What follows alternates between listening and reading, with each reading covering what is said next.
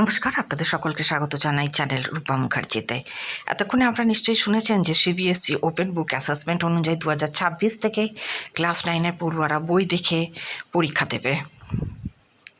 Open book পরীক্ষা এমন একটি পদ্ধতি যেখানে শিক্ষার্থীরা উত্তর লেখার সময় টেক্সট বই, ক্লাস নোট বা লাইব্রেরি থেকে নেওয়া বইয়ের মতো রেফারেন্স ব্যবহার করতে পারে। এর উদ্দেশ্য হলো কেবল মুখস্থ নয়, বরং তথ্য সঠিক জায়গায় ব্যবহার করতে পারা, বিভিন্ন প্রেক্ষাপটে উত্তরের প্রয়োগ এবং বিশ্লেষণী দক্ষতা যাচাই করা।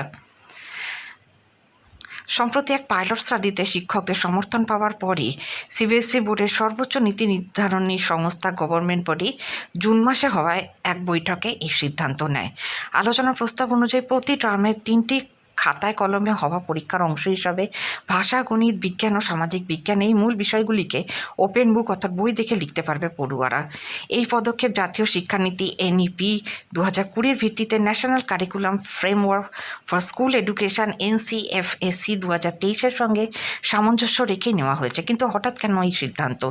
NCFSC বলছে ওপেন বুক পরীক্ষা এমন একটি পদ্ধতি যেখানে শিক্ষার্থীরা উত্তর লেখার সময় টেক্সট বই, ক্লাস নোট বা লাইব্রেরি থেকে নেওয়া বইয়ের মতো রেফারেন্স ব্যবহার করতে পারে। এর উদ্দেশ্য হলো কেবল মুখস্থ নয়, বরং তথ্য সঠিক জায়গায় ব্যবহার করতে পারা, বিভিন্ন প্রেক্ষাপটে উত্তরের প্রয়োগ এবং বিশ্লেষণী দক্ষতা যাচাই করা।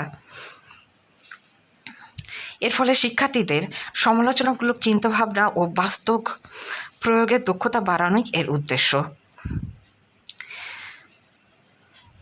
ফেব্রুয়ারি 2024-এ প্রকাশিত প্রতিবেদনে দেখা যায় শিক্ষার্থীদের প্রাপ্ত নম্বর 12% থেকে 47%-এর মধ্যে ছিল। এটি ইঙ্গিত দেয় যে রেফারেন্স ব্যবহারে ও ধারণা প্রয়োগে এখনও চ্যালেঞ্জ রয়ে গেছে। তবুও শিক্ষকরা এই উদ্যোগকে ইতিবাচকভাবে গ্রহণ করছেন এবং মনে করছেন সঠিক দিক নির্দেশনা দিলে এটি অবশ্যই কার্যকর হতে পারে।